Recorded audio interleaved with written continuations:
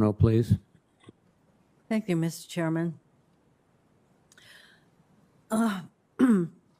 Secretary Austin, my colleague, Senator Duckworth, mentioned the idea of an independent commission to evaluate what happened before, during, and after the war in Afghanistan. So, Secretary Austin, are you open to such an effort? Senator, I will always, as you would expect, always cooperate with my oversight committee.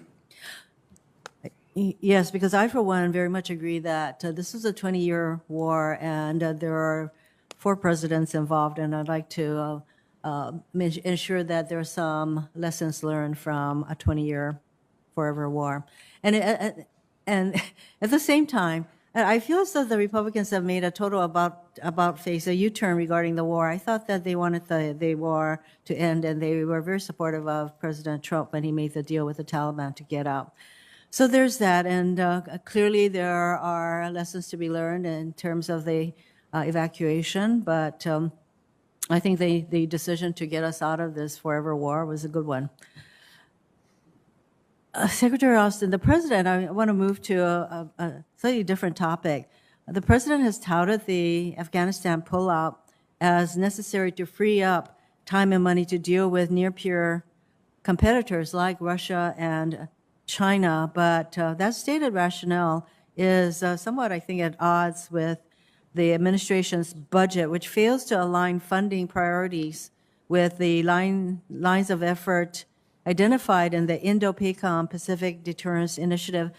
Secretary Austin, I had brought this up before when we had a posture hearing, so you don't have to get into it now, but I would very much appreciate the efforts and where we are in terms of meeting the 5 lines of effort under the Pacific Deterrence Initiative. Could you provide us with that? We can, and I would just add, Senator, that I've spent a fair amount of time with our combatant commander since we last talked. He's laid out his plans and his intent, and I'm fully behind the effort that he wants to undertake, and so we look forward to discussing that with you. Thank you. And along those same lines, nuclear disarmament talks with North Korea remain stalled, and I'm concerned that steps taken by the DoD, including zeroing out funding for the Homeland Defense Radar Hawaii, HDRH, and objecting just last week to congressional action to reauthorize funds to keep that program on track, put Hawaii at risk in the near future.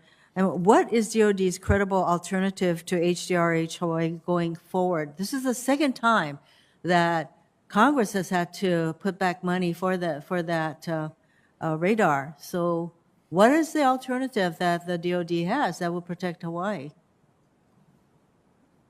Well, the capability that we currently have, Hawaii is protected, and again, this is an issue that we continue to look at, and you can rest assured that Hawaii will not be unprotected.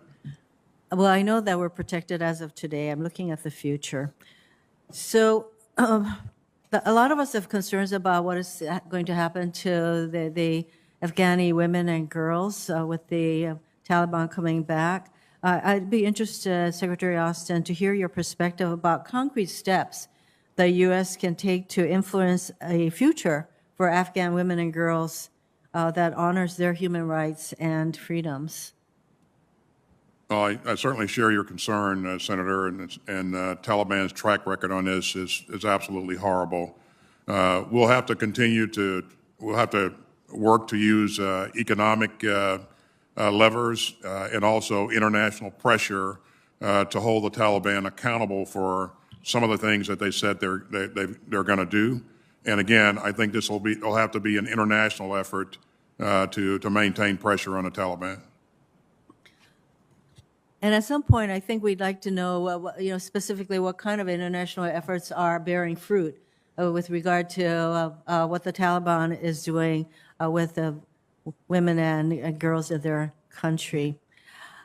Regarding our relationship with Pakistan, so I think I'll submit that for the record because I know we're trying to keep to a 5-minute but the relationship with Pakistan going forward with regard to the Taliban. Thank you. Thank you very much, Senator.